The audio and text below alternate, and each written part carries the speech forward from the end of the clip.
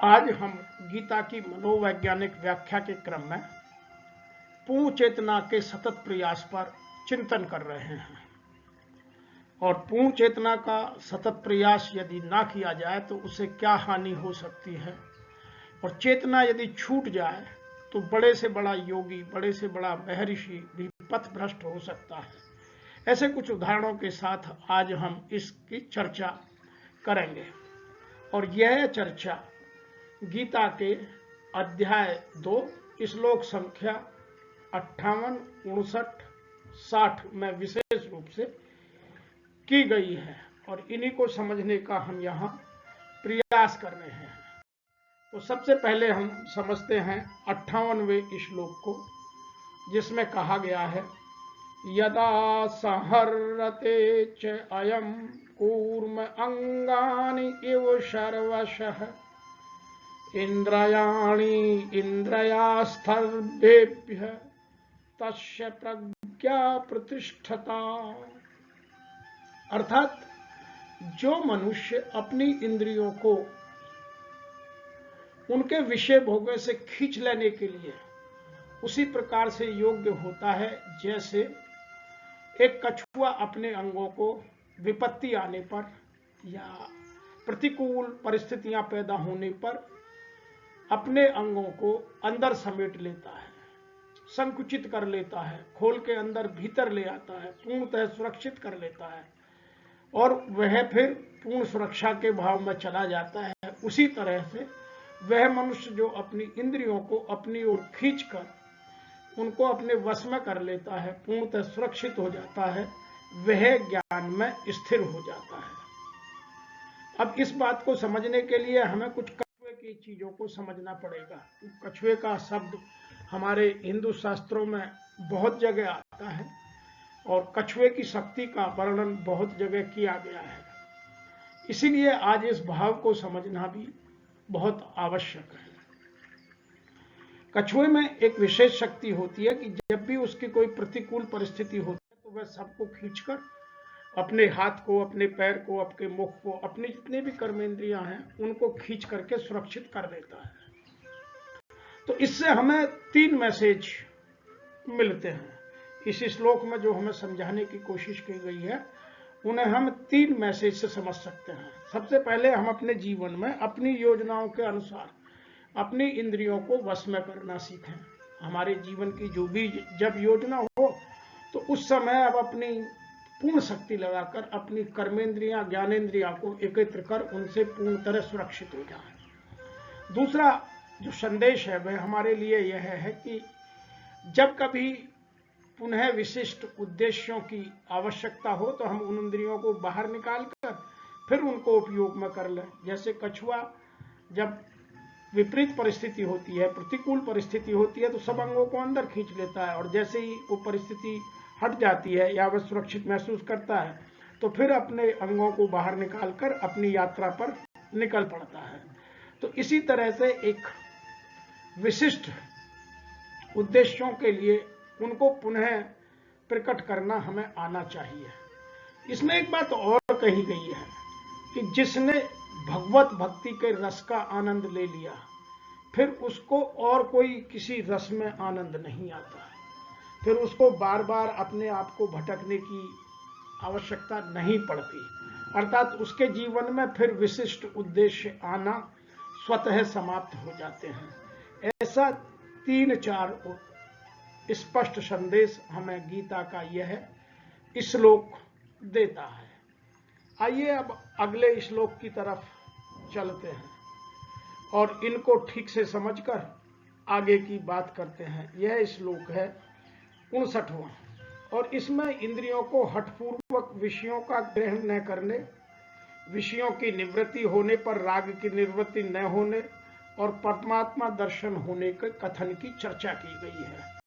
कि श्लोक में यह कहा गया है कि सभी देहधारी जीव कैसे अपनी इंद्रियों को वश में कर अपने जीवन की मुक्ति को पा सकते हैं।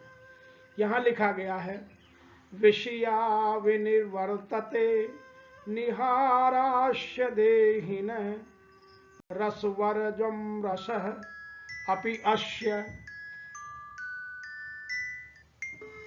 परम दृष्ट्वा निवर्तते। तो यद्यपि देहधारी जीव इंद्रियों के विषयों में अपने को कितना दूर रखे, लेकिन इंद्रिय विषयों को भोगने की लालसा बनी रहती है, अर्थात उनमें बार बार यह लालसा जगती रहती है। फिर भी जो लोग भगवान को जान लेते हैं, भगवान की भक्ति में डूब जाते हैं, भगवान के रस में रसास्वादन कर लेते हैं, वह इन लालसाओं को कभी उत्पन्न नहीं होने देते, अर्थात उनकी लालसाएं समाप्त हो जाती हैं। इसीलिए इसको हमें कुछ चीजों से और गहराई से समझने की आवश्यकता है। इसमें हमें 3 मैसेज दिए जाने की कोशिश की है कि बिना आध्यात्म के इंद्रियों के भोग से विरक्त होना असंभव है, अर्थात हमें आध्यात्म का नॉलेज, आध्यात्म का ज्ञान होना आवश्यक है। दूसरी बात कही गई है, आध्यात्म में रुचि होने पर भौतिकता में रुचि नहीं रहती। यह सत्य वचन है कि जैसे जैसे हमें आध्यात्म की रुचि बढ़ने लगती है तो भौतिकता की रुचि स्वतः या तो धीरे धीरे कम हो जाती है या स्वतः समाप्त हो जाती है। इसमें एक बात और भी कही गई है इस श्लोक में कि जब तक त्याग का महत्व हमें दिखता है, कि बहुत सारे लोग कहते हैं देखो मैंने इंद्रिया का त्याग कर दिया, तो जब तक वह इस बात को गाते रहते हैं, इस बात का उनको अहंकार रहता है, जब तक त्याग का महत्व न दिखता रहता है, तब तक तत्व ज्ञान की प्राप्ति नहीं होती। यह बिल्कुल स्पष्ट है। इसीलिए यदि आप गीता के साथ साथ रामचरितमानस भी पढ़ते हैं तो रामचरितमानस में जो हनुमान चालीसा है उसमें एक जगह आया है राम रसायन तुमरे पासा, तो वह तभी संभव है जिसने राम नाम के रसायन को चख लिया हो। हनुमान जी के पास राम रसायन है, फिर किसी रसायन की उन्हें आवश्यकता नहीं रह जाती। अतः राम का रसायन चखना या ईश्वर की प्राप्ति का आध्यात्मतः जानकारी होना बहुत आवश्यक है। दूसरा एक और उदाहरण भी यहां मिलता है कि जब विभीषण को रावण ने लात मारकर अपनी लंका से निष्कासित कर दिया और जब रावण से पिटकर विभीषण जी प्रभु श्री राम की शरण जा रहे थे और तब उनके मन में तरह तरह के विचार आ रहे थे। विचार क्या आ रहे थे कि मैं राम के पास जाऊंगा, श्री राम के पास जाऊंगा तो उन्होंने जिस तरह से सुग्रीव को किष्किंधा का राज्य दे दिया, मुझे लंका का राज्य मिल जाएगा। तो कभी वह पॉजिटिव, कभी नेगेटिव, कभी उसके मन में विचार ये भी आते थे कि मैं जाऊंगा, पता नहीं मुझे स्वीकार करेंगे या नहीं करेंगे, क्योंकि उन्होंने वाली का तो वध कर दिया था, रावण अभी जिंदा है।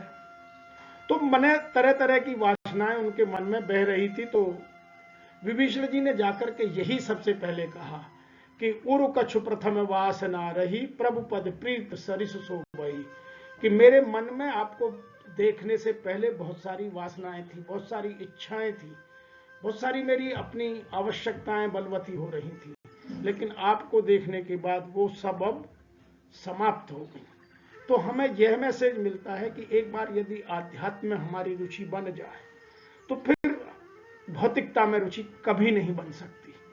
तो जितनी हमारी मन में वासनाएं हैं वो तब तक हैं जब तक हमने उस तत्व का दर्शन का, जब तक हम तत्वदर्शी नहीं बनते, तत्वज्ञानी नहीं बनते, तब तक हमें आध्यात्म की प्रबल इच्छाएं जागृत नहीं होती। जैसे जैसे आध्यात्म में हम बढ़ते जाते हैं ये चीजें स्वयं समाप्त होती चली जाती हैं।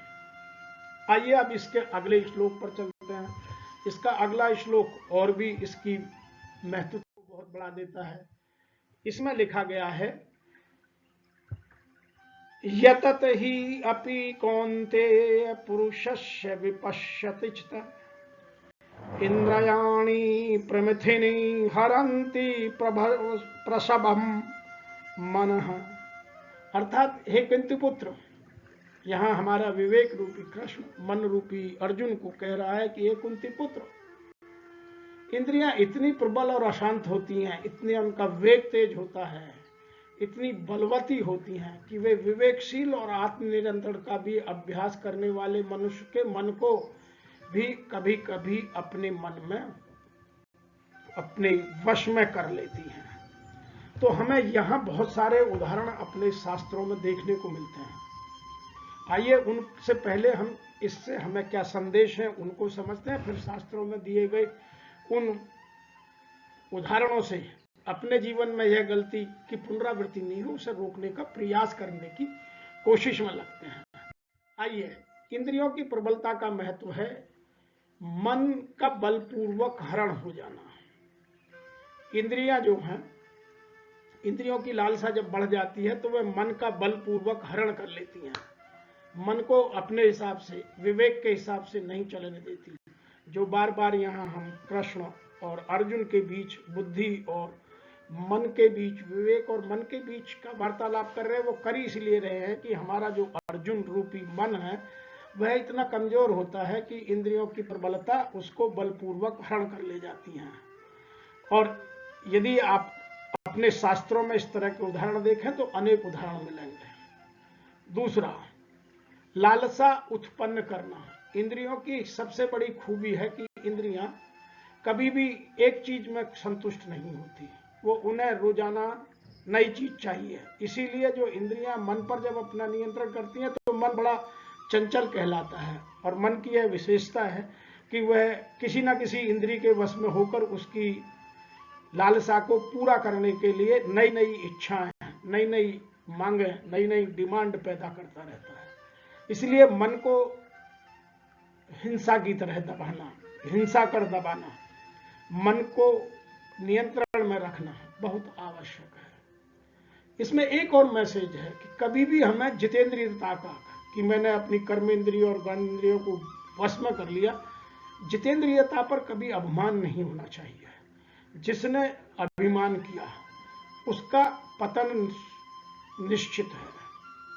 मैं यहाँ एक उदाहरण से आपको एक बात समझाना चाहता हूँ कि रामायण काल में एक बहुत बड़ा चरित्र सुनने को मिलता है, वह है महर्षि विश्वामित्र। पहले वह राजा थे, बाद में वो राजऋषि से महर्षि बने, और उनका सदैव ऋषि वशिष्ठ, महर्षि वशिष्ठ के साथ विचित्र नाता रहा। उन्होंने महर्षि वशिष्ठ के 100 पुत्रों का वध भी किया, फिर भी महर्षि वशिष्ठ ने कुछ नहीं किया। उन्हें अपने इस कर्मेंद्रियों और ज्ञानेंद्रियों को वश में करने पर बड़ा अभिमान आ गया, और मेनका ने उनके इस अभिमान को चूर चूर कर दिया। हमारे शास्त्र हमें यह बताते हैं कि हम चाहे कितने ही बड़े योगी बन जाएं, यदि हमारे विचारों में सततता या निरंतरता, कंसिस्टेंसी नहीं रहती तो हम कभी भी अपने विचारों से भटक सकते हैं, पथभ्रष्ट हो सकते हैं। इसलिए विचारों में कंसिस्टेंसी रखना, रोजाना उनको नियंत्रित करना, रोजाना सतत प्रयास करना आवश्यक है। अन्यथा हम भी महर्षि विश्वामित्र की तरह कभी भी पथभ्रष्ट हो सकते हैं। इसीलिए शास्त्रों से इन उदाहरणों को पढ़कर हमें यह ज्ञान हो जाना चाहिए कि यह कोई आध्यात्म कोई आसान विषय नहीं है। इसके लिए निरंतर चिंतन और निरंतर प्रयास आवश्यक है। आइए अगले श्लोक से समझते हैं कि पूर्ण चेतना के साथ हमें प्रयास करते रहना चाहिए, और आगे के श्लोकों में विवेक रूपी कृष्ण, अनुराग रूपी या मन रूपी अर्जुन को इनके क्या विशेषताएं हैं, कैसे नियंत्रण किया जा सकता है, इन चीजों को समझाने का हमें प्रयास करेंगे। तो यहां इन श्लोकों में हमें केवल इतना ही जानने की आवश्यकता है, जरूरत है कि हम इन चीजों को अपने तक जानकर, रोककर, पूर्ण चेतना के साथ निरंतर सतत प्रयास करते रहें, कंसिस्टेंट एफर्ट्स, और जो आज की मैनेजमेंट की भाषा है कंटिन्यूअल डेवलपमेंट, इंक्रीमेंटल नहीं, कंटिन्यूअल डेवलपमेंट हम करते रहें तो पूर्ण चेतना के साथ हम इन चीजों को अपने जीवन में उतारने में सफल हो सकते हैं। और यदि हम पूर्ण चेतना से प्रयास करें तो हमें सफल होने से कोई रोक भी नहीं सकता। लेकिन बार बार विषय यही आता है कि हम पूर्ण चेतना से क्या प्रयास करते हैं। जब अध्ययन किया जाता है, विश्लेषण किया जाता है, तो पाया जाता है कि हमारी चेतना या तो कहीं टूट गई या कहीं भंग हो गई, और हम फिर पुनः उसी सांप सीढ़ी के खेल में फंसकर फिर जीरो पर आ जाते हैं, और वहां से हमें फिर पूर्ण चेतना के साथ सतत प्रयास करने की आवश्यकता बनी रहती है। इसीलिए अपने जीवन को आत्मनियंत्रण, स्व अनुशासन में करना गीता का परम उद्देश्य है। आज इतना ही, और यदि आपको हमारे ये वीडियो अच्छे लगते हैं तो आप चैनल को सब्सक्राइब करें और इन वीडियो को अधिक से अधिक लाइक कर अपने मित्रों तक, अपने जानने पहचानने वालों तक साझा करें, ताकि हमारा प्रयास जन जन तक पहुंचे और हम भारत में एक गीता के माध्यम से सामाजिक चेतना का या सामाजिक चेतना की क्रांति का प्रादुर्भाव कर सकें।